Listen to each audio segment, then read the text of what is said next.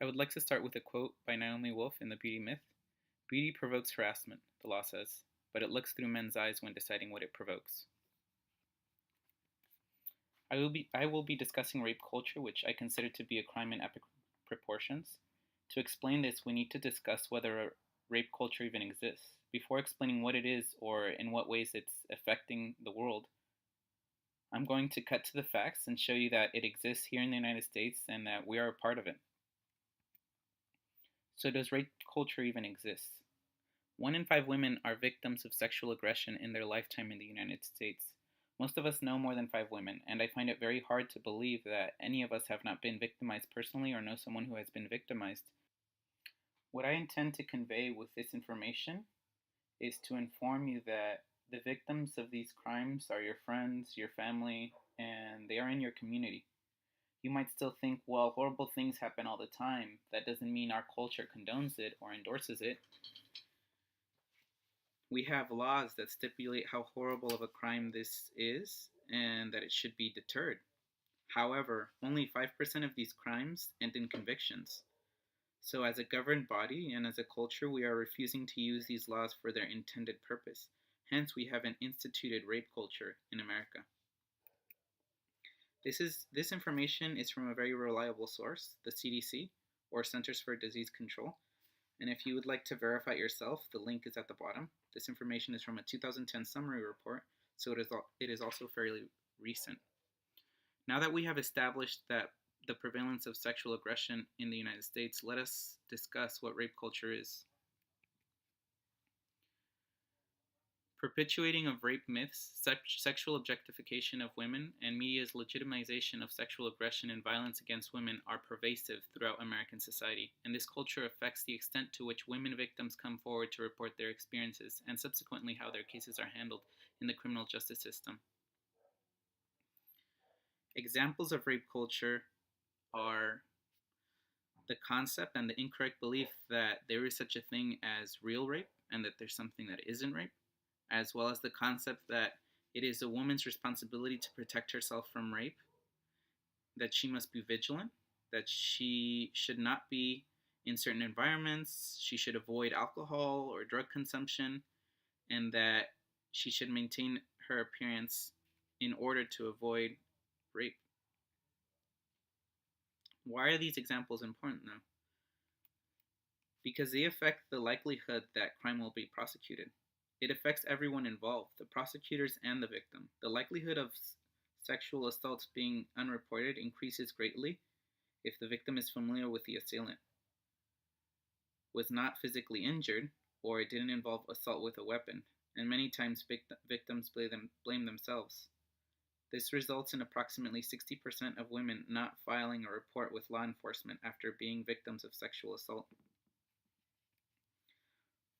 Furthermore, prosecutors are affected by rape culture when, even though a sexual assault is reported, criminal charges may not be brought against the assailant.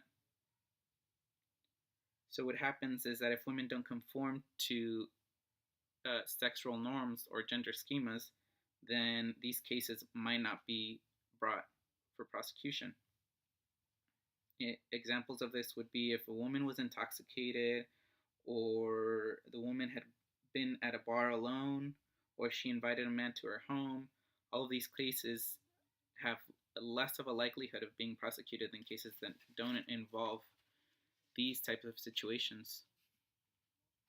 And what we're saying through our criminal justice system is that women must conform to the sex rules, that if, God forbid, she goes to a bar alone or invites a guy friend to her home, or even drink to the point of intoxication, which, by the way, is something that guys do all the time, sexual assault might occur, and it wouldn't have if she would have just been a proper lady. So what can we do if we have laws on our books that aren't being properly enforced? We can apply pressure. This brings me to intervention number 1. There have been instances of rape and cases of rape that are swept under the rug. We need to bring those cases to the light. We must know about these cases. We must ensure that the legal system knows we are watching. In examples like the Brock Turner case, the world watched as he was given an extremely lenient sentence. If you disagree with this, you need to make it known.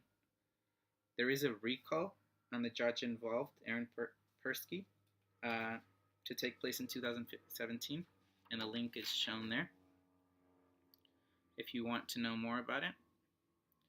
So let us become involved in the existing system of enforcement and get convictions at more than 5%, because 5% is unacceptable.